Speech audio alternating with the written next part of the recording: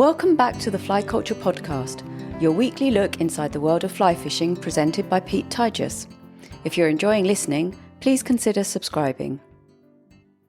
You might be dreaming of a grayling river, perhaps a bonefish flat, or making a cast with a double-handed rod to salmon, or possibly even steelhead. If the magic happens, you remember to breathe again and look at the fish in the water beside you. I'm guessing your next thought will be to capture an image of your prize. My guest today has travelled the world with a fly rod and camera for company and has recorded many special moments on the water, and I plan to learn a little about his travels, plus a lot more. It is with great pleasure that I welcome Matt Harris, photographer and fly angler, to the Fly Culture Podcast. Matt Harris, how are you doing? Yeah, I'm good, Pete. I've just come back from Cuba, as we were discussing, so it's been lovely to finally do some travelling again. Everything's good. Everything's good. That's great. How's things with you? Oh, very, very good indeed. Thank you. I even did some stillwater fishing with some good friends the other day, which I really, really enjoyed. It was absolutely freezing. My waders leaked, but we had great lunch. Thank you, Luke, very much for that. And had a really, really good time. It was something I hadn't done for such a long time, but it was just really, really cool to be able to do that. But you say you're just back from Cuba, and I'm sure we'll come on to that. I guess travel for you and being able to work has been pretty restricted. Did that mean that you were sort of staying local and fishing local? And if you were, what were you up to? Sure. Yeah, it has been difficult, Pete. And my mainstream work is photographing kids, babies in particular, which has also been almost impossible with lockdown. So in the meantime, I've been very lucky. I've discovered pike fishing with a fly in the UK, which has been fantastic. I've just fallen in love with it. I've made some really good friends. Matty Roberts, who's one of the best fly fishers, pike fly fishermen in the country. Another fella, Chris Treadway, who again is brilliant. Johnny Stevenson. So I've made a bunch of. They're already friends, but I've spent a lot more time with them. We've had amazing fishing. I think pike are, since I was a little kid, I've always had this sort of love-hate with pike. I caught a big pike with John Bailey up in, I'm not allowed to say where I caught it, but it bit me. I mean, that's about 5 years ago, and my left hand has never fully recovered from that. So I'm still a little bit apprehensive of dealing with big pike, but I love them. I just think they're a wonderful fish. And so because I couldn't travel, all the sort of more exotic trips here, there and everywhere have obviously been curtailed for the time being. That's what I spent my time doing. I've loved it. I've loved every minute of it. And for anyone who hasn't done it, a lot of our still waters have got big pike in them. And when you see, I mean, if you're used to trout fishing and seeing a 2-3 pound fish come up on a when you hang the flies up, that lovely feeling when you see a trout come up. Well, when it's a 20 pound, 25 pound pike, that's right there at the boat. It's magic. So, I've got a lot to thank those guys for, all three of them, because they've taught me a lot and they've been very generous with their time. And I've caught some great fish. So that's been great. And I couldn't say that, I haven't been having a great time with a fishing rod during the whole COVID thing. So, yeah, I've really enjoyed it.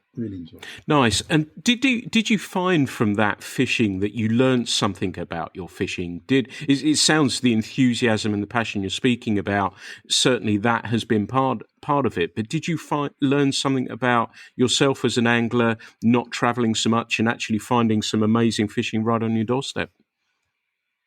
Yeah, absolutely, Peter. I mean, I've been spoilt rotten. I think you make your own luck. So people often tell me what a lucky bastard I am. But I have been lucky, and I've done a lot of travelling. But we've got some great fishing in the UK. We've got great trout. We've got great wild trout fishing. If you go looking, we've got wonderful fly fishing. I live in Cambridge, and even though I've travelled a lot, I spend quite a lot of time on the Cam, which runs 200 yards from where I'm sitting now. And you can sight fish for chub in the Cam at 5 in the morning in the summer and catch fish up to 6 pounds or so, which are big chub. They're not the best fighters, I've got to say, but sight fishing for a 6 pound chub, at dawn in Cambridge is a very lovely city. I love living here. It's magic. So I and I've got a great mate, Andy Blythe, that I fish with up on the Tyne. Andy's a great guy. So I spent a lot of time fishing for salmon up on the Tyne. There's great fishing here. There's really great fishing. Nick Zoll has taken me, I've caught double figure wild brown trout in England, which means you don't have to travel 12,000 miles to New Zealand to do it. But you do have to look, and you have to, it's good to know the right people, of course. But I was listening to Bob Wyatt on your podcast, and Bob's fishing up in Scotland, and I've got a rough idea where he is. I thought it was a little bit too close to telling people, but yeah, we've got wonderful fishing here. We need to conserve it. I've just become an ambassador for the Atlantic Salmon Trust, and I'm very, very passionate about that. I want to see us do more work to not just salmon. We need to look after our water quality, and there are some terrible things happening at the minute. And regardless of your political colours, I think we should really, really be hammering hard on the government's door to stop what's happening to a lot of our rivers and waterways, because they're precious, and fishing's such a great it's such a great pastime for such a wide diversity of people. It's great for people's mental health. So we need fish if we're going to have people fishing. And a lot of the things that have happened recently, I think, are untenable, and I think we need to make more noise and stop these things happening. But yeah, to answer your question, yeah, I've had a great time during lockdown. So with the fishing rod, also I've spent more time with my family, which I've genuinely loved. So yeah, it hasn't been so bad.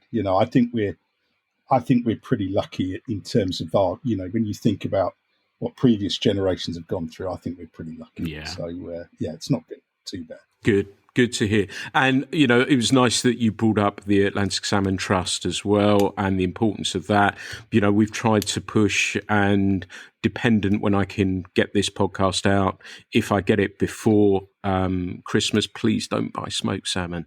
Please don't buy it. We know how toxic it is. We know the practices there. We know the damage it's doing. So please, even if this comes out after Christmas, that please, tell people it's not good. If you go to a restaurant, point it out. We do it. We bore people to death. And even the waiting staff, if we're in a restaurant, will tell them, why have you got salmon on here? Do you know about this?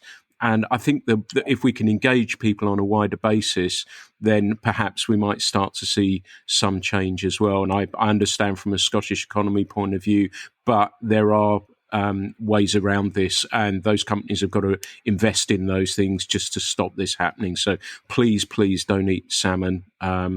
And yeah, tell people, family members who don't fish, tell them it's not as good for you as you think it is. So that's my little rant out the way. But is there anything you'd like to add to that, Matt, actually? I just endorse everything you just said, Pete. I've got some good friends. I'm sure people have seen the various very brave people who've climbed into the salmon pens and filmed what those fish look like. If you watch Artificial, Michael Frodin climbed in, and another fellow whose name has just escaped me, and I really want to remember his name. I met him years ago out in the Seychelles, 20 years ago, best part 20 years ago, and his name might come to me, but he's got in there and shown everybody what those fish look like. They look, if they were cows, you wouldn't eat them. Yeah. You wouldn't eat cows that look that sick and in such a terrible state of suffering. So I go along with everything you just said, Pete, and I'd really urge people not to eat smoked salmon or any sort of farm salmon, because it really is. It's just it's destroying so much of our habitat for the wild salmon. I'm sure everyone knows why this is an issue with the proliferation of sea lice. We've got to stop it happening. We've got to get there, and it can be done. We can get land-based pens which prevent this from happening, so that we don't have all those smolts.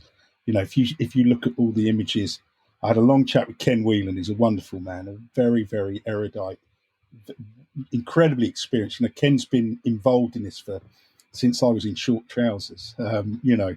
And Ken is a mine of information and a fascinating guy. I spent 2.5 hours talking to him day before yesterday, and he can tell you so much about why it's so important, and we need to get it out there. We need everybody to fight the good fight, and for not just for salmon, for the whole environment, which means that our kids and our grandchildren go fishing, because at the minute we're going to a place where they won't be able to go fishing. And I think that the COVID, what COVID's done is made people appreciate the outdoors. And I think that kids are bored of playing on their consoles, and I think that there's a desire now to go outside and be outside. I was just fishing with a mate down at a place called Eleanor Fishery, run by a good friend of mine, Ed Foster, a couple of days ago. It was cold, it was bleak. The water temp we were wading up to way up here, but it's just so good to be outside. We caught some great fish. We had some fun. We drank a bit of whiskey, and Ed's, by the way, Ed's giving up Eleanor at the end of this year, and I just very briefly want to thank him for long years of lots of fun and games at a wonderful fishery. But we need to preserve this for future generations so that they can enjoy it, because otherwise we're all going to be locked up indoors, and our habitat fishermen protect the environment. They need it to be good. So we need to all get together and all fight each other's battles. So there are terrible things happening with steelhead. The steelhead fishery in British Columbia has almost collapsed. We need to all get together. So and that's where one of the great things with your podcast, Pete, is that last week I was listening to Pete Morse, who I haven't seen for 10 years, I think, who's a brilliant fisherman, and I recommend everyone listen to what he's got to say. But we can be a global army, really, to fight for each other, which is something we need to do so that we can stop some of these terrible things happening in many different areas around the world. So I'd really like to see fishermen get together more, which the internet allows us to do. Yeah. I think that's something we should really strive for. Yeah, that's a great point, and I've tried to make it in my own small little way on here that we're all on the same side, and with some of these issues we've touched on here, that it's the issues we care about are not always in the wider public's consciousness a lot of the time. So we've just got to really keep pushing, no matter if it feels like it's too much. I don't think it's ever enough. So if we can keep doing that, I think that's all good news. But let's move away from that for a little bit. And the question I want to ask you first off is, what came first? Was it a camera or a fishing rod? I was fishing by a long distance. I didn't know what a camera was when I started fishing. So I started fishing when I've tried to work out, I think I was 7. I had no mentor. I had no Mr. Crabtree, as people remember, Bob and Mr. Crabtree. I was completely self-taught. Me and a buddy, Ian Mitchell, he's out there somewhere. We went to primary school together, and we fished on a little river called the Frays, which is in the west of London, where I grew up in Uxbridge in Middlesex. We had no clue. I'm not a clue. So we had a combination rod, if people remember combination rods, where you could make anything from a fly rod to a float rod to a 60-pound class boat rod. And my half of the combination, so we split it, and between us we had 2 rods. And my half, I still remember, was, which I found in the loft. I was clearing my mum's house out a few months ago, which was basically a conger eel rod with a fly rod handle was what I was using. And we would go to the pet shop, and because nobody was explaining anything to do with fishing to either of us, we would think, well, why do you want £2 mono if you can buy £50 mono, or £20 mono? So I had an Intrepid reel loaded with the most it was a little Zebco reel with £20 mono that would spring off of the spool. It was completely untamable. So I spent most of my time undoing the knots. And we fished on the River Frays, where you could see a lot of little roach and gudgeon. We used lobworms that were, to those fish, it would have looked like an anaconda coming down the river. But fortunately, on my 3rd trip, which might have been my last if I hadn't caught anything, a big perch, about 6-ounce perch, came up and ate that lobworm. and I saw it happen, and I can remember it absolutely. I'll remember it till my dying day. It came into the sort of classic, those lovely shafts of sunlight. It was at the time it was a beautiful, clear little river, and it came up out of an old. There was an old oil drum in the river, and it came up out that oil drum, and it snaffled a lobworm that was about 5 inches long, and I caught it, and I shuddered to think how I unhooked it. It was probably, I'm not sure it will have survived that ordeal, but I'll never forget it. And then I was a fisherman, and I still have a real soft spot for perch. I love perch because of that. I think they're great fish. So that's how I started, and then I got into match fishing when I was into my teens, and I was pretty good. I was very. I discovered a way to catch bleak on the Thames. So the River Thames used to have huge bleak shoals, and I used to fish in a way that might now be a bit like tenkara. So it was a roach pole, a short roach pole to hand, and I could catch 10 pounds of bleak in 5 hours. And I did well. I was only a kid. I spent my dinner money on bait, unbeknownst to my mum and dad. It all went on bait. I had a card school run with a mate of mine, Andy Lane, who I still fish with to this day. And we used to cheat at cards. We had a terrible, I'm ashamed to say, because that way we could get enough money to compete with the big boys, the grown-ups, and pay for our own bait. And we did well. But the moment I discovered fly fishing, that was it. I've never looked back. I just love to fly fish. I'll still fish any which way. If you give me a fishing rod, I'll fish. But I love to fly fish. And I think a lot of people, similarly, have grown up course fishing. I'll still watch a float. I love to fish any which way. But I met a lovely man who you might know, Pete, or would have known, who's no longer with us, Rod Tye. I don't know if you ever came across Rod I recognise the name, actually. Yes, I do. Rod was a wonderful flyter. He moved to the west of Ireland, and he embraced the whole Irish culture of the colours, Kingsmill Moor and all those people. And Rod saw me thrashing around with a kit that I bought, a Bob Church Rutland rod and a kit. And I got, again, it's very similar to the course fishing sort of journey that I went on. Nobody to teach me. And Rod watched me thrashing around. He came around and he showed me how to cast a fly line in 15 minutes. And he literally cast it out. He said, "There you go." And then he said, "You've got your first trout." Literally, as I took the rod out of his hand at Barn Elms Reservoir, which I miss in West London, which was then a trout fishery. And I just fell in love with fly fishing, and I've never looked back. So, yeah, it's a wonderful pastime to come into, and yours, similar to mine. I remember I think I talked about my 10 favourite fly rods and my Bob Church, whatever it was now. I can't remember what it was called, Avon or something like that. X-Weed. Yeah, it was pre that, I think. So it's a little while back now. So one of those. But, saying about thrashing around, I was exactly the same. And it's so wonderful now that, and I noticed in the latter stages of teaching people to fly cast, how people could look at YouTube and look at these things and get a good understanding of how to cast then. And it's not saying it was better then and it's not as good now. It's just really cool that you just thrashed around and then there'd be somebody kindly would come along and give you a little bit of help, wouldn't they? And there wasn't a technical aspect to it really in that regard, was there, that you sort of tried to figure it out as best you can because there wasn't a way to connect and learn from people and get information quickly. You waited for a magazine to come out and you learned something there, or Charles or Peter or whoever it would be would write a book and you think, wow, this is how you fish small still waters and stuff like that.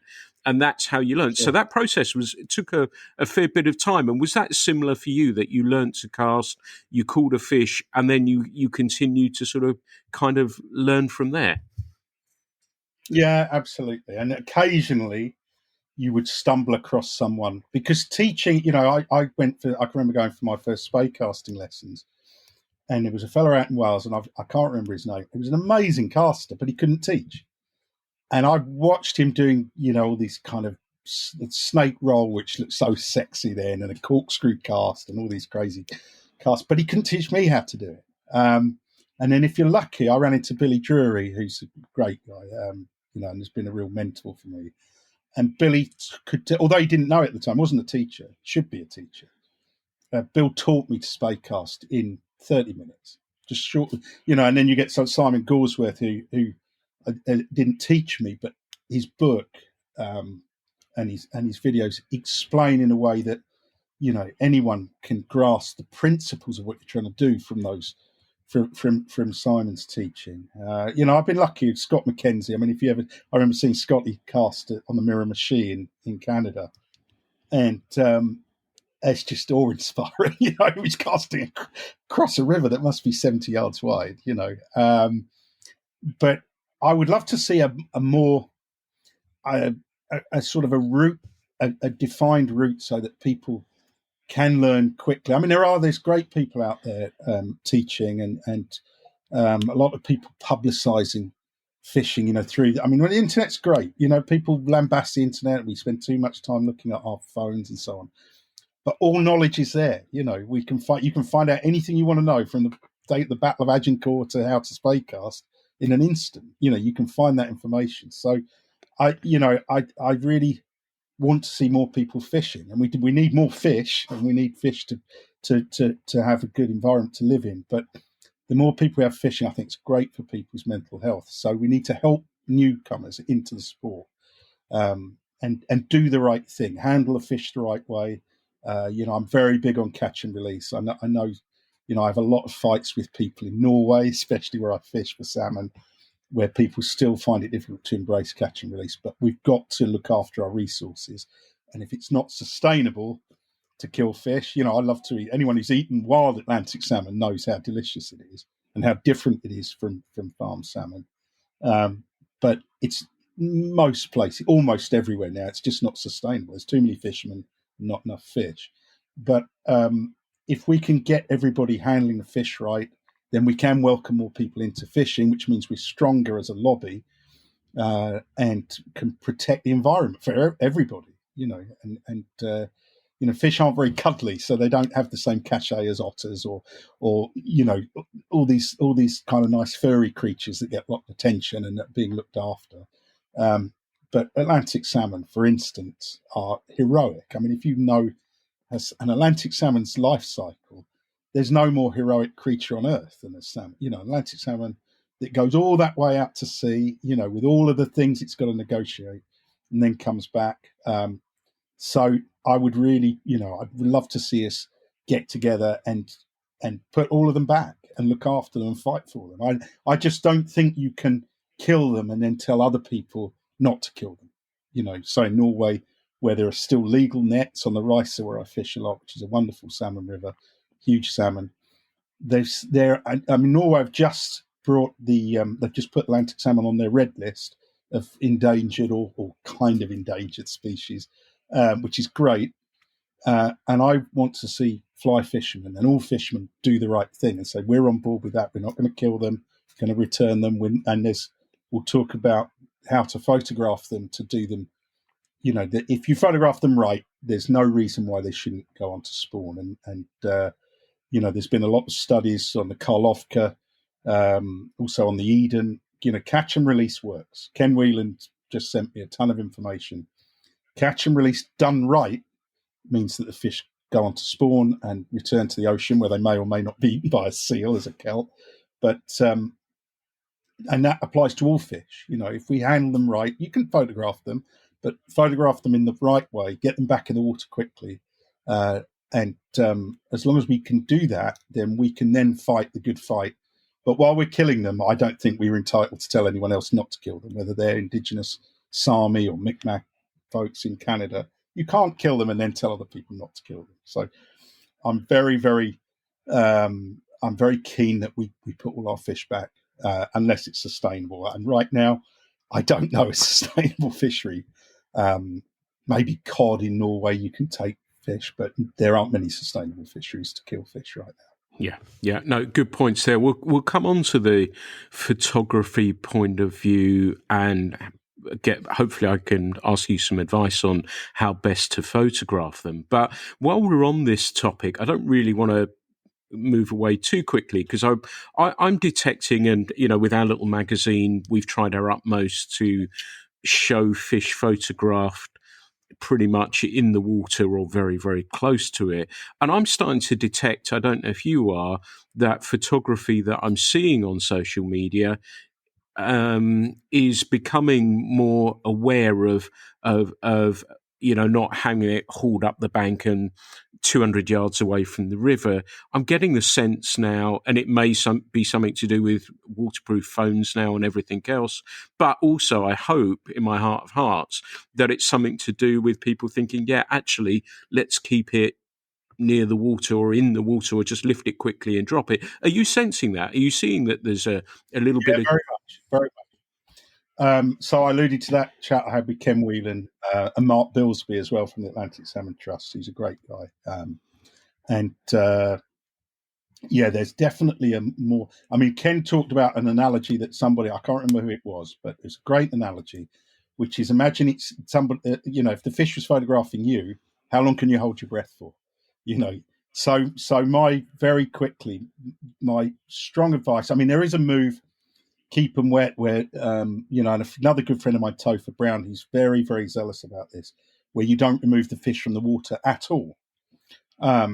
Which there's Andy Danilchuk who runs Keep 'em Wet. He's adamant that if you remove the fish from water at all, it has an adverse effect. I want to see the science on that because fish do come out the water. I think if you can support their body weight and effectively keep them half in, half out, then I feel that, if you look at some of these studies where fish have been photographed and returned and have, in the great majority of cases have survived to spawn and then return to the ocean, I think that I remain to be convinced that we shouldn't remove them from the water at all. But if that is the case, then we have to adopt that. But if you basically, what I try and do is take the picture without the fish out of the water, be happy, so the fish remains in the water where it's reviving and recovering from its ordeal. And then the moment you're happy, you literally lift that fish out. You shouldn't be able to count to more than 3. So 1, 2, 3, and under the water again. If you can do that fish, fish jump out the water, they climb weirs and rapids and waterfalls and so on. Keep the fish mostly in the water so that the water is supporting the body weight of the fish, if you can. And you've got to take the fish out the water or halfway out the water to unhook it. It's very difficult to unhook a fish completely underwater. I would like to see us adopt single barbless hooks for every type of fishing, which is controversial, I know. And when you get your chance to fish the Alta or the one of the big trophy salmon rivers, or tarpon in Cuba or wherever, people are desperate to keep that barb on the hook so that they've got a better chance of landing their fish. They're desperate to use a treble, not a single, because they think it gives them a better. But we really need to. If you look at the steelhead fishery, if you fish for steelhead in British Columbia, single barbless hooks. That's it. And if you lose it, well, hey, go and catch another one.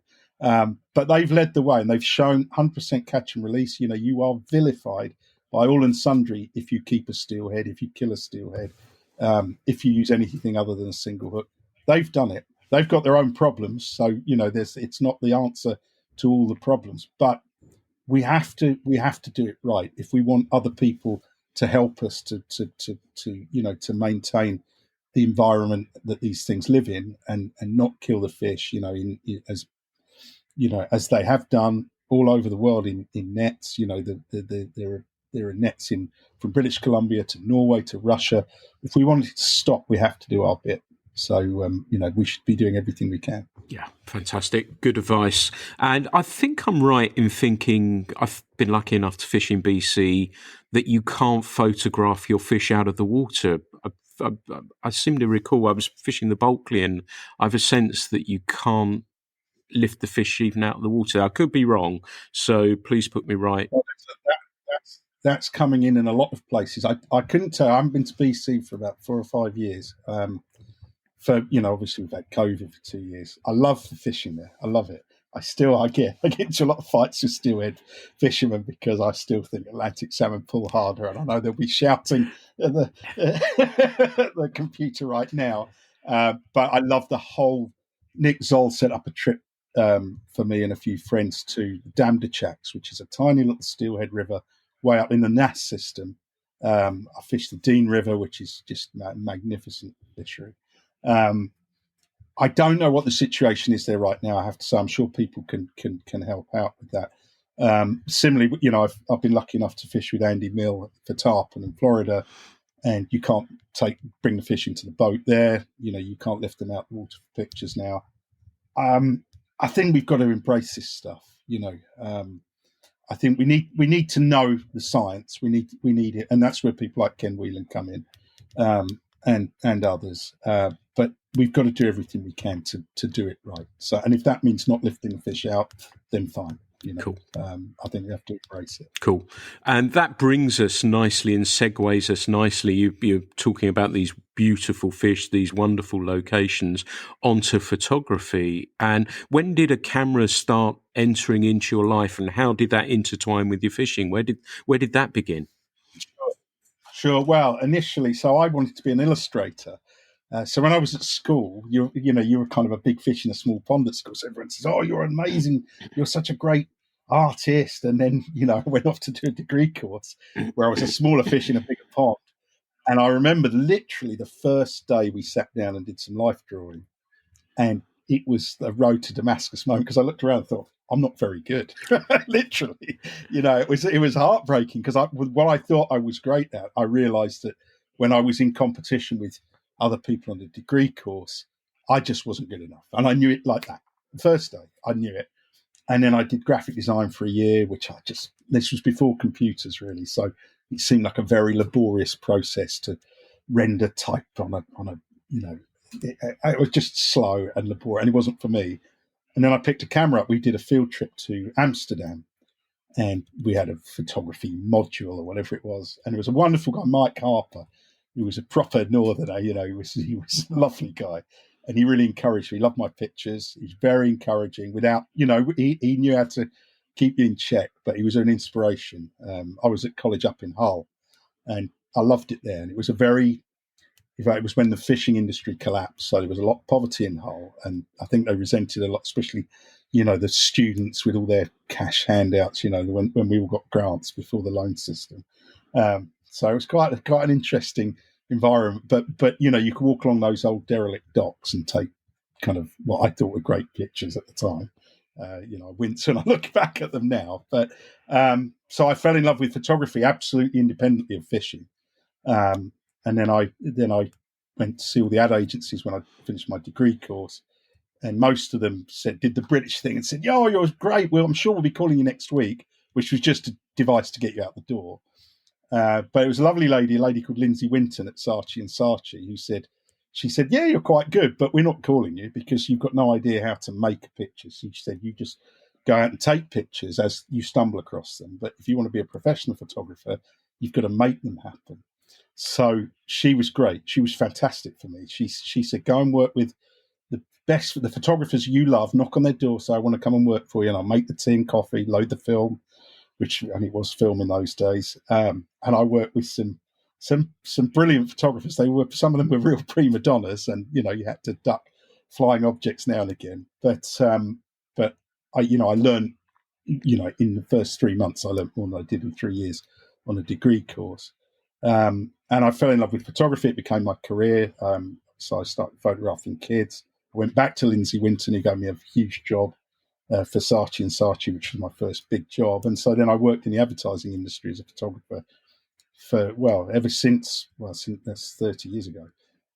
But what happened, Pete, was that I love playing football. We talked before we came on about our sort of passion for West Ham United. I loved playing football. More than fishing, I have to say. And the day I was told I had to stop playing football, I had a hip replacement. I wept. I don't mind admitting to everyone listening. I sat in the car and cried because I loved playing football more than fishing. And I haven't played since because if I've got ceramic hip and if it breaks, then you can end up in a wheelchair. So no more football. But I had another operation on my knee in 2000. My wife brought me lots of fishing magazines. And I thought the pictures were terrible. I just looked and I thought these, and they're mostly amateur guys with a camera, who take a few pictures. And I thought I could do this.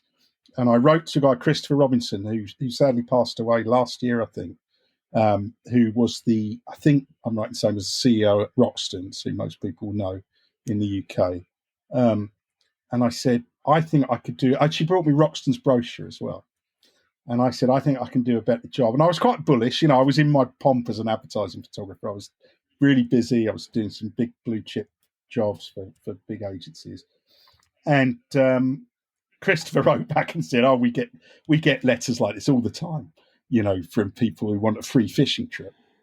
And I said, "Well, just look at my pictures, and if you like them, then get back in touch. If you don't, just send them back." And I sent him some pictures I'd taken from the Isle of Skye, which were obviously rivers and mountains and so on. And he wrote back he called me the next day, and he loved them, and he was very gracious, and he sent me to Tierra del Fuego 3 weeks later. And then I took a lot of pictures for Roxton's, and then a lot of the lodges started to ask me to come and take pictures. So that's when photography and fishing became amalgamated. And that's 20 years ago. So, it's been good ever since. Nice. And the really interesting thing for me is that I was going to ask, when you were doing those first shoots, but obviously you had a fair bit of experience under your belt. So I guess that wasn't a worry. But say you were down in Tierra del Fuego and the weather's a little bit iffy. How does that condense for you? Are you waiting for a change in weather? Are you waiting for that right moment? Are you waiting for that right fish? How does that, do you feel a sense of pressure, or do you go with that flow and know that the people you're working with and where you're located, that's going to happen, and it may just be that you're waiting for that break in the weather to allow you to showcase it as best as you possibly can? Sure. Well, the thing is if you're doing a commercial job, mainstream commercial job. So I've worked with some amazing photographers as an assistant. Normally you get a smaller window to deliver than if you go to Tierra del Fuego. You must certainly go for a week at least. You might go for 2 weeks, but if you go for a week, you're going to get that almost certainly. If you have to be creative, then you have to, if the weather's terrible all week, photograph the terrible weather. Often, ironically, grey skies mean good fishing. So, if the fishing's great, then you get the fishing pictures. We all know, trout don't like bright sunshine. We were talking about the fact I've just come back from Cuba. I went to a wonderful place on the north coast, Cayo Cruz, which is on the north coast of Cuba, and we had lousy weather for some of the time. That's difficult on the salt because saltwater needs bright sunshine for both pictures and fish. Okay, so I caught my first permit I've caught in the rain. I've never caught a permit in the rain before. Pouring with rain. The viz actually was really good, but it doesn't make for great pictures. I've got a lovely picture of my guide holding that permit, and he's got a yellow sou'wester on, which looks like Captain Birdseye or someone's, some from some old sort of picture of cod fishing in this big yellow coat. But normally for most species, that's a big generalization, but I think I'm right in saying that for most species, grey clouds, overcast is great for fishing.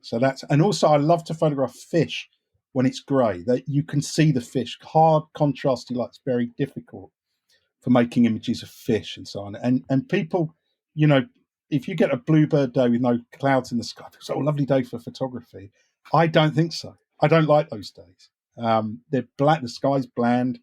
I like something going on.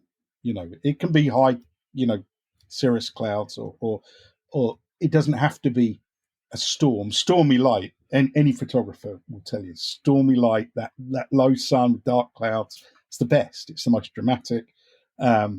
And so storms are great. And again, not great for fishing often.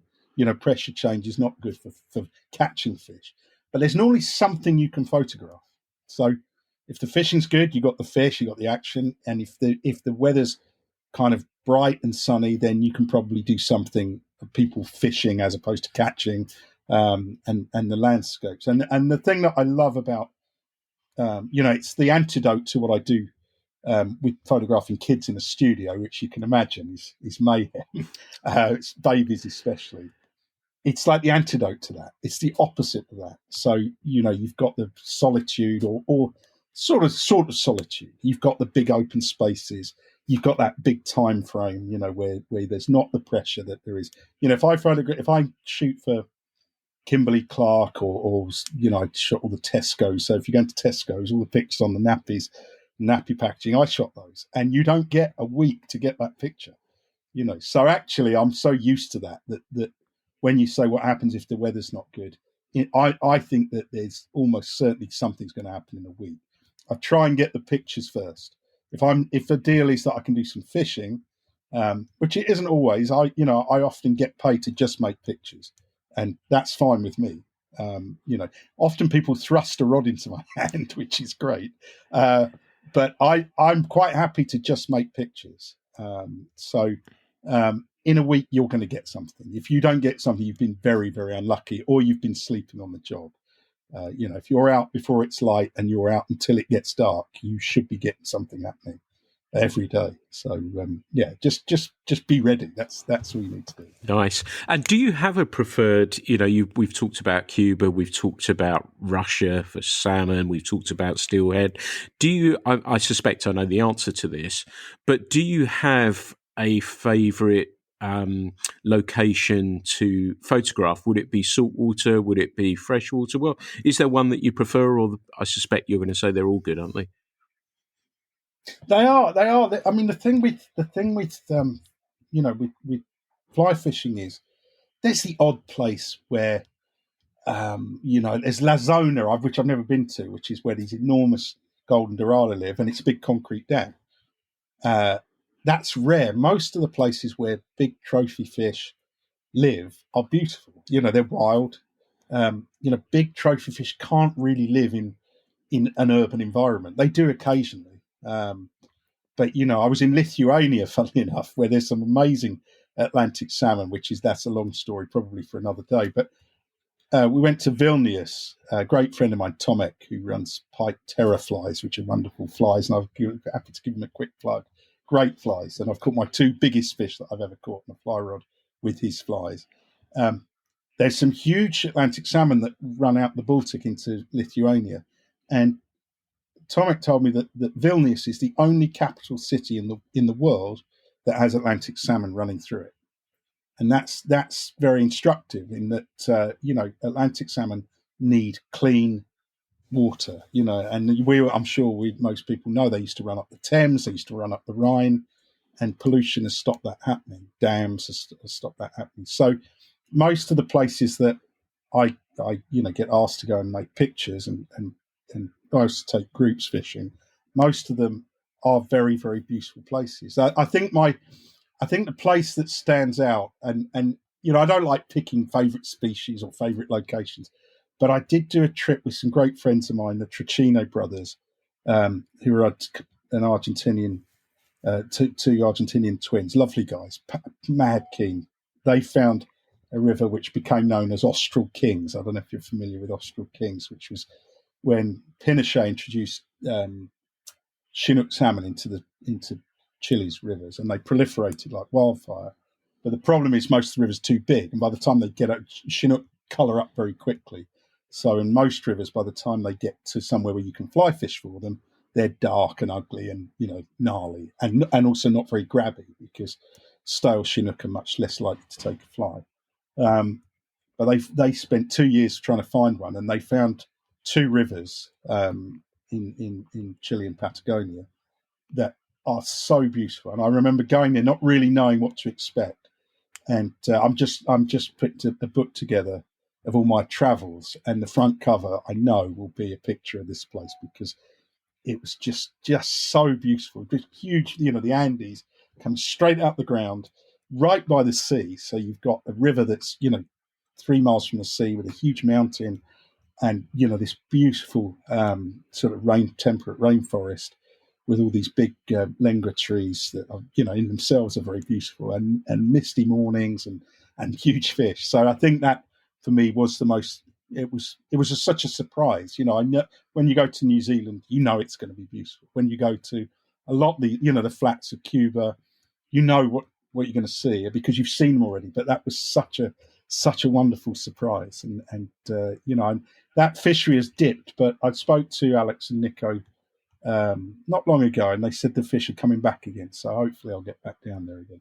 Nice. Great fishing, wonderful Nice. fishery. Nice. I know you said about species and not choosing species, but, and I know we talked off mic about fly fishing being photogenic from a landscape point of view and obviously the quarry as well. Do you think there is, and I'm thinking while we've been talking about a photogenic, what we feel is the most photogenic fish, and you can think of a fresh salmon, you can think of, various things, steelhead with a blush on it. I think a rooster fish just came into my head as well. Would that be the one? Yeah, definitely. I mean, Atlantic salmon. When you see an Atlantic salmon, when you see it with your own eyes, you appreciate. My wife did a first class. She got a first class honours degree in fine art, and I think she's got a more sophisticated aesthetic sensibility than I have. Although the fact that I'm her husband, maybe people disagree with that. But she always says to me, Atlantic salmon. She says they are beautiful. I come back with pictures of peacock bass and arapaima and wonderful. All of these things are wonderful fly rod quarries. But she says no, ugly. Even golden dorado, ugly, freaky. But when you show her an Atlantic salmon, and I agree with her, they are really. Yeah, you have to see one with your own eyes. When you see a fresh Atlantic salmon with that wonderful kind of iridescent blue bar along its back, and also it's imbued with all the things I spoke about earlier, that where it's been. It's been to the far side of the world and back, and here it is, and they're so precious. And I can't. I've never killed an Atlantic salmon. I can't. I just love them. And that's not that I know that people say, oh, that's why you catch and release. It's not. It's not sustainable to kill them. But I just think they're just magnificent and very, very special. But in terms of photographing a fish, when you see a rooster fish, it's like, I often think, I love reading Patrick O'Brien. I don't know if you know Master and Commander and all those great books. He wrote 20 odd books about Jack Aubrey and his travels around the world in the Napoleonic Wars. And I often think that would be, it's a romantic idea because actually there was no anaesthetic. If you smash your knee up, they sawed it off with an hacksaw, and you got to bite on a piece of wood and drink some rum, and that was about it. So it probably wasn't as romantic as I imagine it was. But to see those creatures for the first time, see a rooster fish. I fished with a wonderful guy, Lalo, in Mexico, and we had some fights. I want to fish off the beach for them. He said, if you come fishing with me, you're in the boat. He uses live chum, which I was really against. I do think they've changed the fishery there by live chumming. But when you see a rooster fish, it's amazing. They're tough to catch, however you fish for them. I had caught a beautiful fish there with him.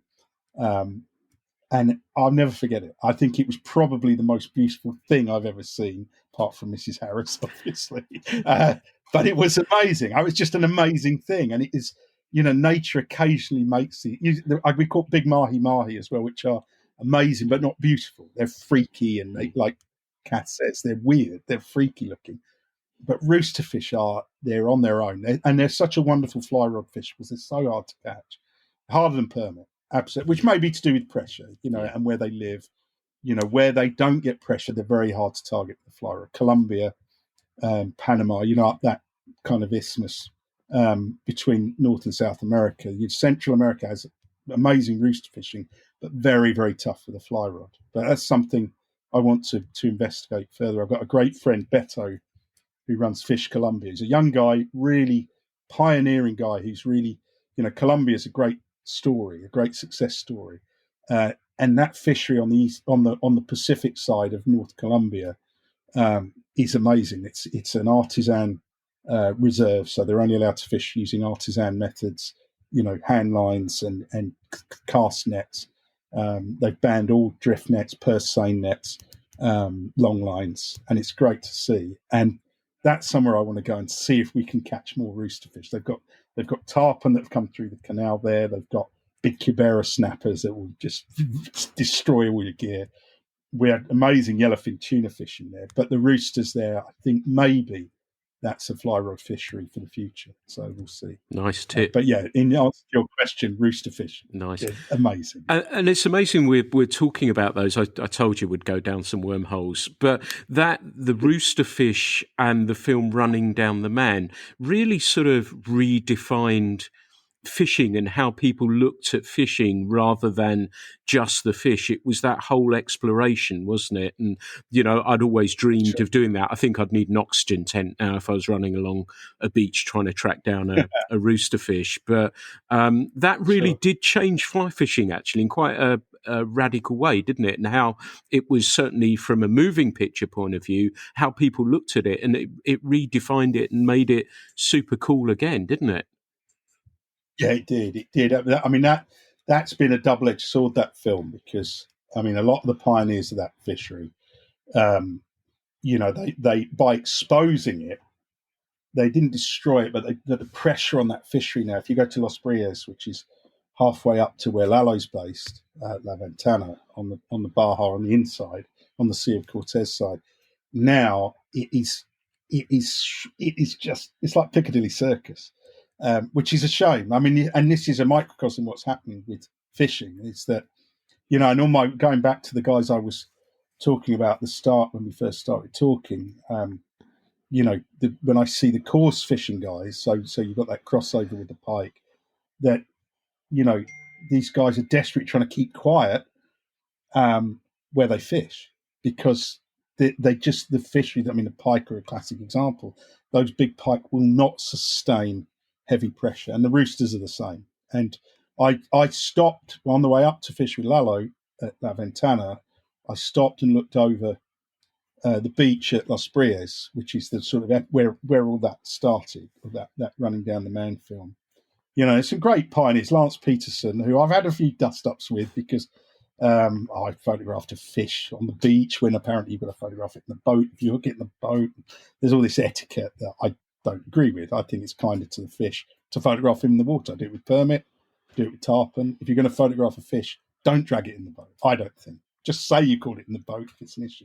But, Lance Peterson, Grant Hartman, they pioneered that fishery.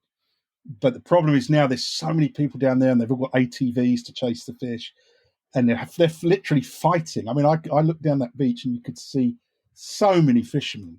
And that's a microcosm of what we have to figure out with fish. That's why we need more fish, because there's so much pressure on that fishery. Because it is, as you agree. I mean, as you say, sorry, Pete, when I saw that film, I thought, wow, it looks so cool.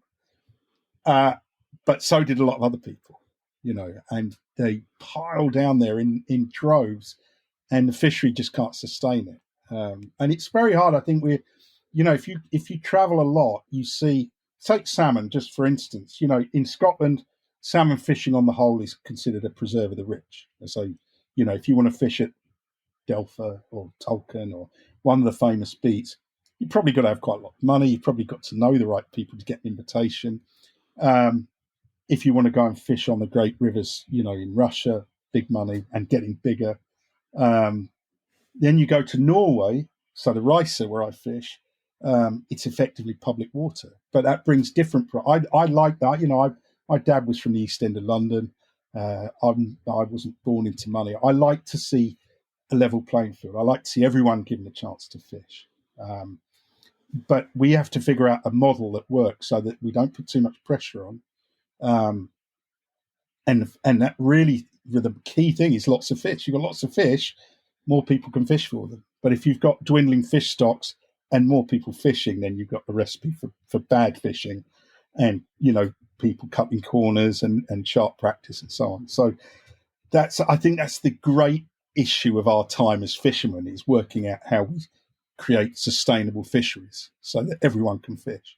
And it's not easy. And that's a very pertinent example, the one you mentioned with Running Down the Man, because it made it look so glamorous. And so I met some of those guys. There's a guy, Thane Harrison, that I fish with in Colombia, who knows that fishery. And it's busy. It's too busy. That's the bottom line. So we have to figure out a way to make it the right number of anglers without it becoming a rich man's plaything, which is difficult. Yeah, nicely put. I tell you what's coming through with this, Matt, as well, is that as somebody who earns money from photographing fish, how deeply you care about them as species, how deeply you care about conservation and the handling. And that's a wonderful, I can feel this. Well, I'm sure the listeners will as well. How, you say I've had dust ups with so and so because I care about the fish.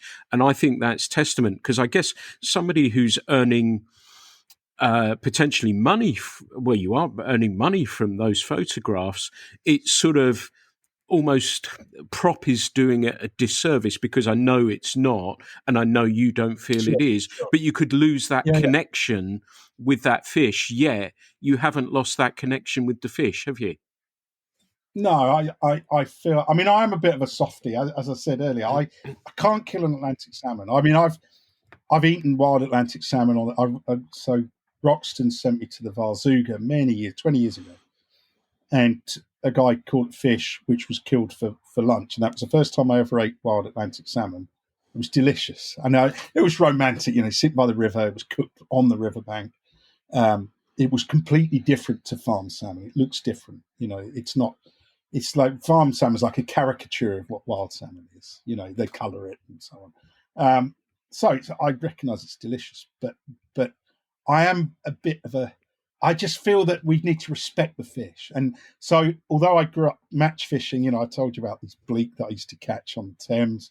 I don't like to see fish treated as a commodity, and I don't want to preach. I mean, I think I've got good friends who fish trout matches in the UK, but I think I think we must respect the quarry, and so I think there's always a danger that they become a commodity, and in that sort of bloodlust of trying to win a fishing match, that you maybe don't treat. I mean, I think a lot of the reason that the pike gets so big in Chew and Blagdon and various other reservoirs up and down the country is because they eat trout that have maybe been mishandled or deeply hooked or whatever.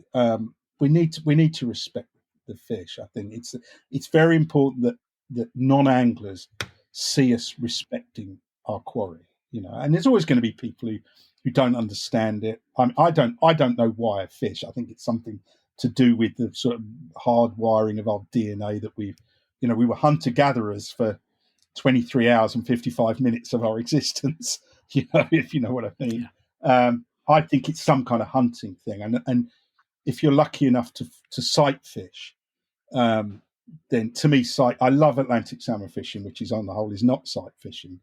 I love that grab, that moment, that electric shock you get when you get a grab way out in the middle of the river. But sight fishing, I think, is the ultimate fly fishing. When you see the quarry, whether it's New Zealand or Cuba or and it's a form of hunting. And when you see the fish in their natural environment and see how beautiful they are, rooster fish for sure, but all of them, bonefish, it's so important we look after them, put them back, do everything we can. And so of course some people say, well, don't fish for them then. But if we are going to fish, and I think we are, I'm going to fish till the day I die. I think I love it. It's something I've done since I was a little kid, as I say, and I love it. And it takes me to great places, beautiful places. But we must respect those fish, and then I think we can hold our head up and look people in the eye and say, that we want to look after their habitat as well as them. And then we can take the fight to the antis. I just don't think that people understand that relationship, and we've become disconnected from our natural instinct to hunt, which I think is why we fish. I think that's what it's to do with. And a lot of people are horrified at what happens to farmed animals, and how we get our food, on the shelves in Tesco's or Sainsbury's or whatever. And I think that connection with hunting is reinforced by fishing. But if it's sustainable, sure, take the fish if it's sustainable. But if it's not, we need to look after them and handle them as little and as carefully as we can. Nicely put, and I agree with you. I think we're hardwired, and that's what it is. And I think, like you said, stalking fish, be it wherever it may be in the world, even seeing a rising fish on my streams here, or being lucky enough to be on a chalk stream and seeing that fish come eat the fly, there is something deep that I cannot explain that makes me come back and never fall out of love with it. Sure. And I'm like Yeah, you, I'm never going to change things. And it brings me on to, we touched on the social media side of things. And for you, you're a well-known photographer, so lots of people are aware of your work and you're able to reach, I guess, a wider audience that way. But also, does the advent of camera phones, and I'm thinking of the more recent ones as well, does that make it more challenging, or does it, open up, does it make it more competitive from that point of view? Or are you at the stage, I guess you're probably at the stage that, people like myself and people in the industry know Matt Harris, we know his photography work. So I guess you don't have to enter that fray, but does it make it a little bit more challenging from that point of view? I don't think so, Pete. I think that, I love what you're doing with them, and I think they're really, you've proved, along with a few others, that there is a place for print media. That print media is something, I love looking at print as opposed to screens, precisely because we spend too much. We definitely spend too much time looking at screens, and I think that print needs good quality photography, not just in terms of the aesthetics of the image, but also the technical quality. So, the phones will get there. We could right now make a phone that will blow up to a DPS, double page spread, I should say, for your magazine. We can make that right now. We choose, that Apple and their competitors are consciously holding back on that so they can make a new, better phone every year, which is a whole discussion about consumer, the sort of consumer society we live in, which is messing up the planet, which is for another day, I'm afraid. But no, I think it's great that people are all becoming photographers. I think that's great. I mean, for you either embrace change or it kills you. When film. So I grew up probably like you, shooting film, putting film in a camera, and not knowing what I got until it came back. And when you photograph babies, you can imagine that was very nerve-wracking, waiting for that film to come back, and not just whether we got the moment, when the baby smiled and looked right at the camera, but also did we mess up on the exposure? Did I do something that meant they're underexposed, overexposed, out of focus, etc.? And then suddenly, I remember, when digital photography came in, it was a revelation. I remember a job. I took my family traveling for a year, and I got the best digital camera I could at the time. And this is going back to 2003. I had an best year of my life. We went around the world. I got to know my kids because I've been working so hard. I didn't know who my kids were. And we went to some amazing places. I did some amazing fishing. And when I came back, the whole landscape of commercial photography had changed because of digital. And I did a job for Epson printers, which was a baby. And so very briefly, the idea was that that was when cartridges for each ink came in. So the idea was that there was a picture of a baby with blue eyes and a blue kind of blanket around it. And that obviously you're going to use more cyan ink than magenta and yellow and black. So then you just change that cartridge. So the shot was a baby looking straight at the camera.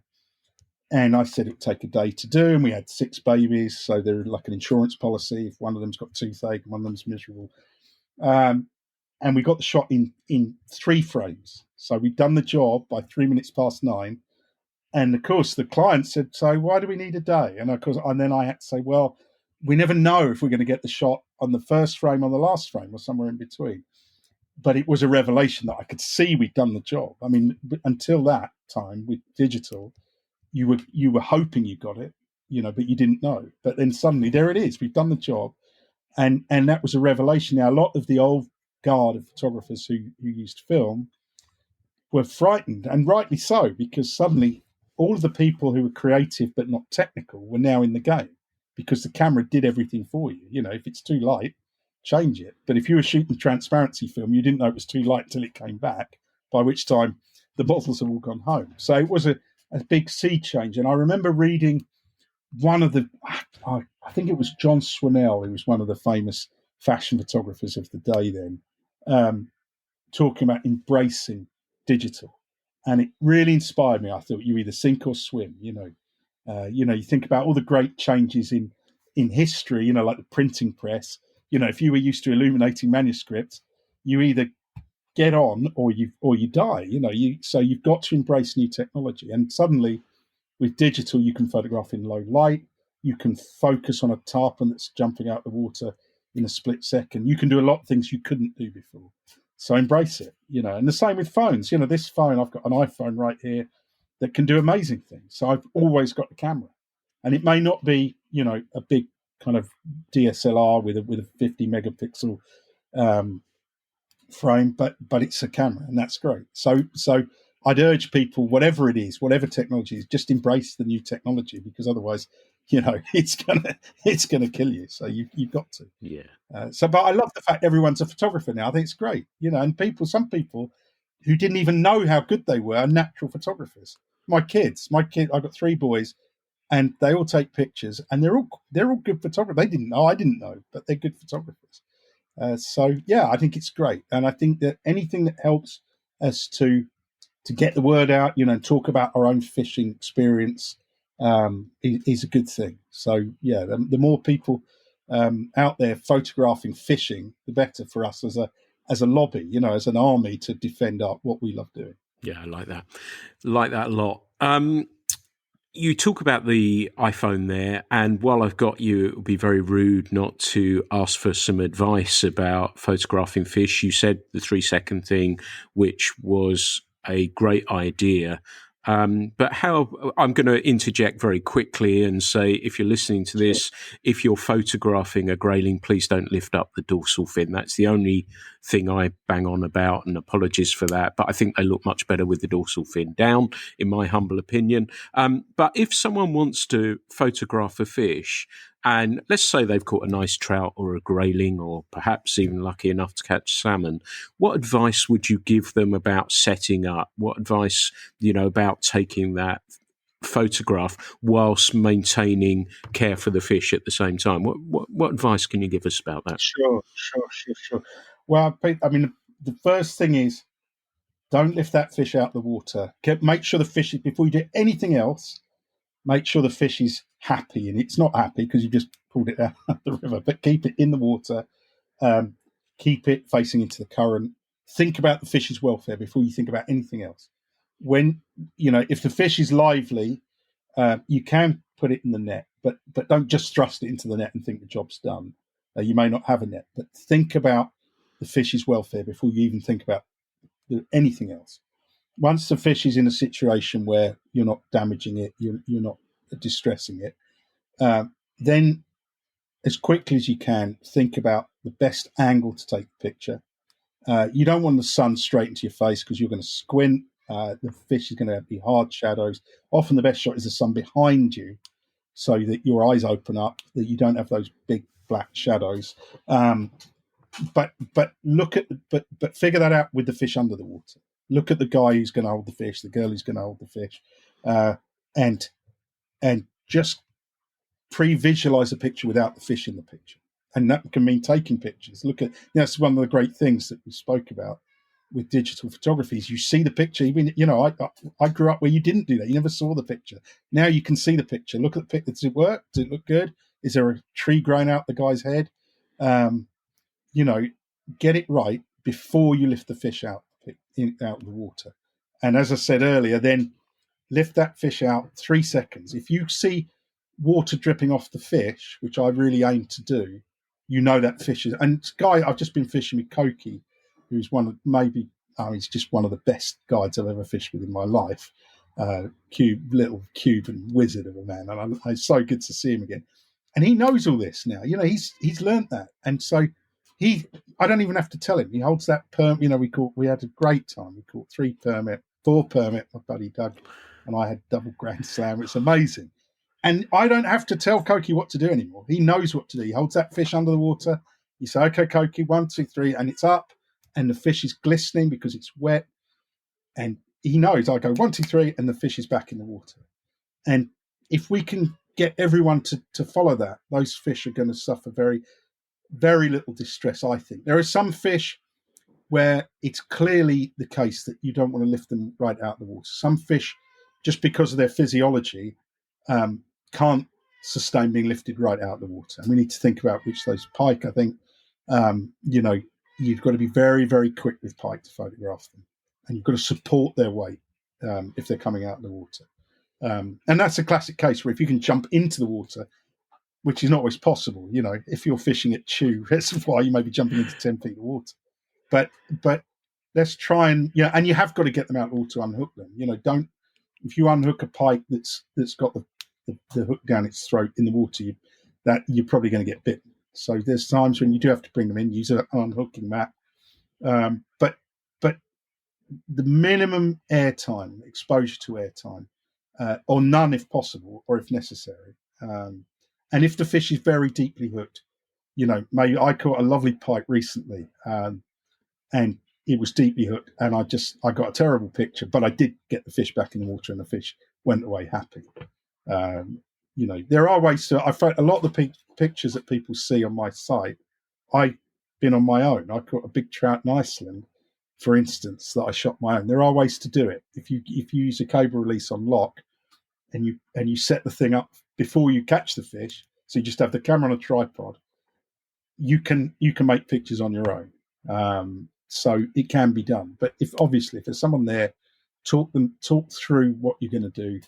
Minimum exposure time, support the fish's body weight as best you can. If you don't have to remove it from the water at all, then don't. And get the fish back as quick as possible. I could spend hours talking about it, but that's the basics. Pre-visualize the picture, take pictures without the fish out of the water to check what you're doing, and then very, very quickly up, or maybe not up, take the picture of the fish below the surface if it works, just above the surface if it's reasonable to do so, and get it back in the water.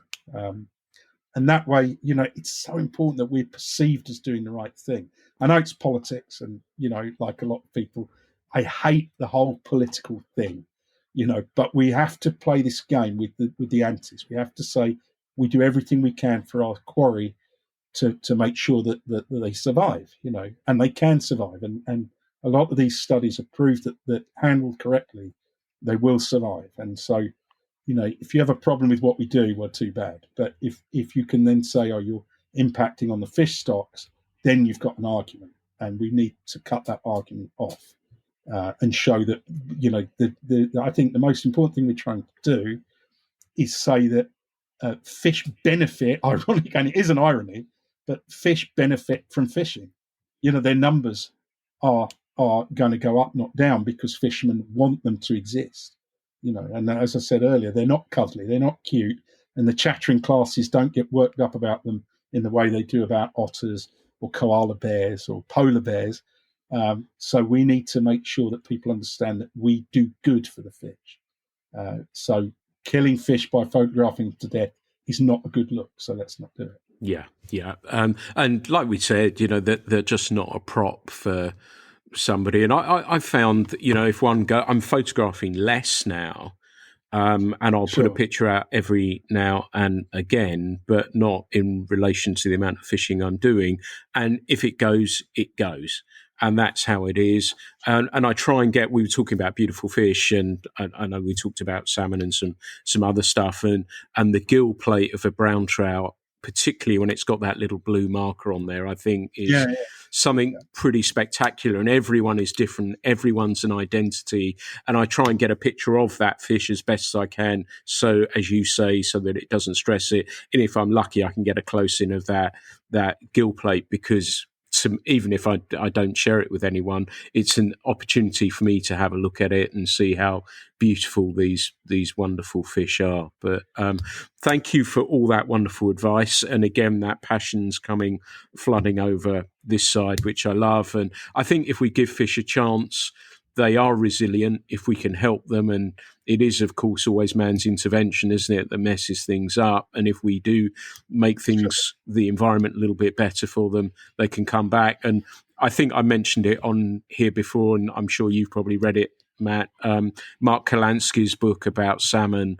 If you get the chance to read that and how those salmon runs in the eastern side of America were absolutely extraordinary and how completely wiped out. And I think it's a good book to read to put some of these sorts of things into perspective as well. But we've been talking well over an hour now, and I'm going to start to wind things down a little bit. But favorite location, is there a place that you've wanted to visit as well? That you mentioned Golden Dorado, and that seems to be a popular fish with people now as one of the last, not undiscovered locations, but one of the harder to reach locations. Would that be a fair one to say? But do you have a favorite place? You talk obviously passionately about Cuba, but is there a place you love to visit, and is there a place that you would love to visit that you haven't visited so far? Sure. Yeah, there's lots of places I'd love to visit that I haven't visited so far. I mean, I'm always, again, I'm so grateful to a lot of people have given me the opportunity to visit places. So I hate to single anywhere out. I've loved the fishing up on the Kola Peninsula for salmon on the Yakanga. The Darzina is a wonderful river. Karlovka, they're wonderful places. Big fish. They've got their issues, of course, with global warming. The water's been very warm the last couple of years, which is not great. I love Cuba, and I love the Cuban people. One of the great things that often goes unspoken by a lot of the people who are lucky enough to travel, and it is a real privilege to travel to these places. But it's people say the fish, what are the best fish? The people. When I was growing up as a kid, in the suburbs of West London, I never dreamt that I'd be friends with a guy who was a commercial lobster fisherman in Cuba, or a woodsman on the Kola Peninsula. Some of my very best friends that I'm proud to call friends have grown up in the most, remote locations. But Vova Masayev, who's a great friend of mine, who is the head guide at Yakanga, has just saved my life without a doubt when I fell in the river. I never dreamt how would you know that guy, if you hadn't been lucky enough to stumble into fly fishing. Koki, that I talked about earlier, and Bemba and Pedrito, wonderful characters, that people who have fished at Jardines Lorena will know these guys. They grew up catching lobsters and eating turtles, eating turtles. That's what they did. And there are people all over the world that I've been. Craig Simpson in New Zealand, who's just an incredibly talented, very humble, very likable man who's put me on huge brown trout in New Zealand, some of the best days of my life. Grew up on the other side of the world from me. That's been one of the great privileges for me, is meeting these people from all over the world who I've had lots of fun with, and fights. I've had big fights with Koki, and anyone who knows Koki, he's a very hot. So I just took a great friend of mine, Doug Behrman, who's a brilliant permit fisherman. He's got 105 permit, I think. And Koki's just barking at him like he's just started permit fishing or just started fly fishing. And Doug's good. He's good. You don't catch 105 permit without being good at it. It's just that to me, I think that of all the things, all the adventures and I've had some scary moments falling in the Yakanga River. A great mate of mine, Stas Gorbanov, and I were attacked by a swarm of kind of what I'm sure would be killer bees, where we had to hide under the water like a Tom and Jerry cartoon in Brazil. But the best things are people. If you go to Kamchatka and meet the Koryaks, that's a wonderful thing. But as far as the species go, I'd love to catch a marlin on fly. A friend of mine, Jacko Lucas, has just been out in somewhere that I've had my eye on for a long time, called Magdalena Bay, on the ocean side of the Baja Peninsula in Mexico, just the other side from where we were talking about the roosterfish. And they're catching striped marlin that are free swimming. They're not teasing them up and switching, tease and switch. These are free swimming fish. and good friends of mine have done it already. That's something I would love to do, and it's something that people say, oh, it's not. It is true fly free swimming marlin. That's proper fly fishing, and that's a dream that I'd love to realise. But I've been lucky. I've never landed a milkfish. Milkfish are an amazing fish that I've hooked for. I've had them break me off. I've had all kinds of disasters happen. But on the whole, I've been very lucky. That I've got to travel to a lot of places that I've dreamt of. Talking about Dorado, Pete. I was lucky to go to Simane, which people will have heard of, in Bolivia in the early days, and Dorado were. I mean, they're an amazing. Whatever my wife says, they are stunningly beautiful and remarkable. I mean, when you first see one, they're remarkable. I mean, the whole thing, not just that golden colour, but the whole kind of physiology of the fish. They've got these razor sharp teeth, and they'll attack a bunch of what they call sabalo, which are like a little sort of vegetarian piranha, I suppose. And they chop them to pieces, and you'll see literally pieces of these fish come bobbing down the river, and then the Dorado would mop up like a brown trout, and just come up and sit down the tail part, or So, Dorado, I'd recommend Dorado. I've got great friends, Rodrigo Salas and Marcelo Perez, Untamed Angling, who I'm sure Jim Curry may have mentioned. They have been, I think what they've done is one of the most remarkable things in fly fishing, that they've opened up fishing in the Amazon jungle and made it properly doable for arapaima, which is an amazing. If you fish for pike on fly, you are ready to go and catch an arapaima. These things can be. My biggest one is 239 centimeters long. That's a big fish. They don't actually fight that hard because their tail is disproportionately small, but forget it. The take and that moment they thrash up. I was fishing with a good friend of mine, Katka Grover. He's one of a number of very talented girls who are fishing, and I just very quickly. It's great to see lots of ladies fishing. I think it's great. We need that. We need it to be, a lot of the people. There's still guys. They're only famous because they're pretty girls. Most of these girls that I know who fish are really talented. April Vokey can really cast. If you see April cast, she's fantastic. Meredith McCord's broken 1 million records. Marina Gibson's doing great things for fly fishing in the UK and fighting a good fight with. So that's great. Katka, great fish. She can really fish. So that's good. But as far as fit, I just want to catch everything. I haven't caught a big redfish. I'd love to do that. Doug Behrman, my pal that I was talking about, has invited me out to Louisiana to do that. There's always something. There's always going to be something to do that you haven't done. So, long may it continue. Nice. And I'm guessing the passion burns as bright as it always has. Yeah, absolutely. I'm like a kid. I mean, when those permit come, I love permit fishing. Permit fishing is the toughest fishing. I mean, milkfish are tough, but they're weird tough. You're trying to feed them algae, right? Roosters are very tough, that for sure. But permit fishing, I don't think we're ever going to crack it.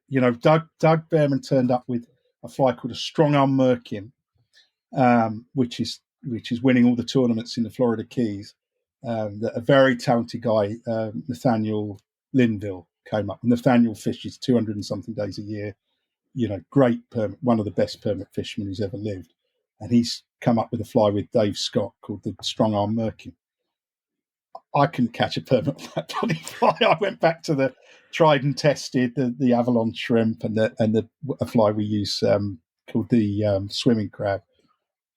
Permit fishing for me is the ultimate test. And if you're lucky enough to get a chance to do it because you'll still, I'm 56 years old. I've been fishing all my life. I still get the shakes when that permit comes, especially if it's a good shot. When it's a shot that happens, if you go in winter like I've just done, often you don't see, there's no time to get nervous because it's there, quick, you've got to make the shot. But when you see a permit 100 yards away and you've got time to think about it, I'm still shaking. When I'm changing fly, my hands shake. They still do. And that's great. I recommend that to everyone because you're still alive. Yeah. I feel like a little kid. I get nervous.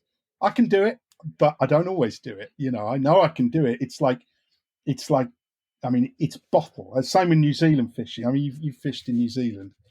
It's not whether you can do it. You can do it. You know you can do it. You know you can make that cast. But what keeps you alive and what keeps you with that passion and that excitement is whether you will do it, you know. And I saw Doug. Doug's a great fisherman. I saw him put a fly in his hat, you know. And I did the same. You know, we still screw up because it means so much, which is great. That's a great thing to have. And one of my, I don't know if do you know the book Slaughterhouse-Five? Did you ever read that book? I know the book, but I've not read that. No. Brilliant. So Slaughterhouse-Five is very briefly is a book by Kurt Vonnegut. And Kurt Vonnegut, my dad put me on to Kurt Vonnegut when I was a kid. And Kurt Vonnegut said something that has stayed with me for all my days, which is, we're put here to noodle around and don't let anyone else tell you different. So if anyone says, why do you go fly fishing? You know, it's abstract, it's weird, you're making it difficult for yourself. What's, you know, why aren't you in politics? Why aren't you trying to do good? It's such a, it takes you to these fantastic places and it keeps you alive. You know, that excitement and that passion means that I feel like a little kid, and I'm, like I say, I'm 56. I don't feel 56, and I think a part of that is fly fishing. But I have to pinch myself and think, shit, I'm 56 years old. How did that happen? But yeah, that fishing, difficult fly fishing, you know, for difficult fish is the best. Big brown trout, New Zealand, rooster fish in Mexico, and permit in Cuba and Florida and Mexico and so on. It's just you know, I just recommend it to anyone. Get there first. I mean, you've got to pay your dues. Go and catch bone. I still love to catch bonefish. Great, wonderful fish. Tarpon, amazing fish. But if you can get to a place where you can catch a permit, you will never forget it. You'll never forget it. I remember I've caught 46 permit, and I remember every one of them. And I've got all the pictures, and if I look at each picture, I can tell you all about it because it meant so much. And people say, "Oh, that's what do you want about? It's just catching fish." But I think it's a way to stay, you know, young and stay passionate about life. So I think we're lucky, and I do genuinely feel sorry for people who don't. It doesn't have to be this. My kids, I've never tried to force my kids into fishing. My oldest son's a skiing instructor. He's a brilliant skier. My middle son's a dive master. They don't have to fly fish. I don't want to ram them in, you know, pressure them into doing what I love, but I want them to do something that they're passionate about. And if you've got that passion, you're lucky. If you don't have something like fly fishing or skiing or diving, then I feel sorry for those people because they don't have that thing that you know, that keeps them young and keeps them passionate and excited about life. Yeah. So we're lucky. I think everyone who fly fishes or anything else, like I say, is lucky to have that thing. So long may it stay. And I will fiercely fight anyone who tries to stop us from doing what we do if we do it right, which we must remember to do. Yeah, nicely put, and encapsulates everything that I know our listeners feel exactly the same as well. I think that's a wonderful place to say thank you for being a guest. Matt, if people want to find you, I know you run some trips and things like that as well. If people want to find you, what are your social media handles? How do they get in touch with you? Sure. So Matt Harris Fly Fishing. You find me on Facebook, Instagram. My website's Matt Harris Fly Fishing. I do host trips, and I try and I've started to do that a little bit more the last few years, but I try and add value. You know, hosted trips have not always had a great reputation because people just go off fishing and get the best guide, catch the most fish. So I try and add value, make sure everyone's got what they need, can do what they need to do, which is the most crucial thing, you know, because people often they turn up to saltwater venues in particular. You know, this is one example, a trout fisherman who thinks, you know, trout fishing, you've got all day to make that cast, not all day, but the trout tends to stay put. Saltwater fish move fast, and they, you know, getting the fly to the fish quickly is just one of many things. Setting the hook is key. You know, it's a completely different deal. And it's not, it's not something that is hardwired. If you've been trout fishing like I did for 20 years before I went saltwater fishing, then that strip set is not something that comes naturally, and you've got to learn that. And I do a few things. I've shown people how it's very hard to set a hook into a cardboard box with a trout set. It's almost impossible. So you strip sets hook, all those little things, the right flies, the right tackle, but how to use it as well is something that I try and help people with that so they get the most out of it. And more and more I'm looking at the jungle. I talked about the jungle, the Amazon jungle, Tanzanian tigerfish. These fisheries are not suffering in the way salmon fisheries are. They are still pristine and they're being properly sustained. So I'm going to be hosting more trips in the jungle in the future, and I want people to put aside their reservations about, it's not all anacondas and it's safe. The jungle actually is remarkably safe. I had one incident that I mentioned earlier with those bees, but that's one incident in 20 years. I've been fishing the jungle since 2004, I think, so nearly 20 years. And it's actually almost disappointingly benign in the jungle. It's hot, but the fishing, peacock bass, amazing. On poppers, 20-pound peacock bass on poppers, I defy anyone not to enjoy that. They're like saltwater fish. They're like Jack Crevalle or giant trevally in a river.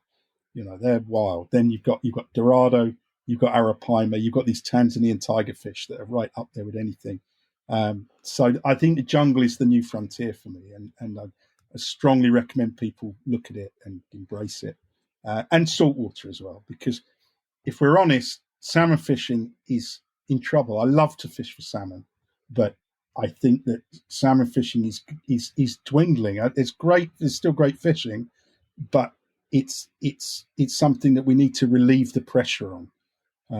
And so I think that, if you look to the jungle, you're going to get more bang for your buck. You're going to find you catch more fish for a lower price and probably experience something new as well. So yeah, that's the sort of tip. And similarly, saltwater Cuba, still got amazing fishing, properly sustained, properly looked after, great fisheries.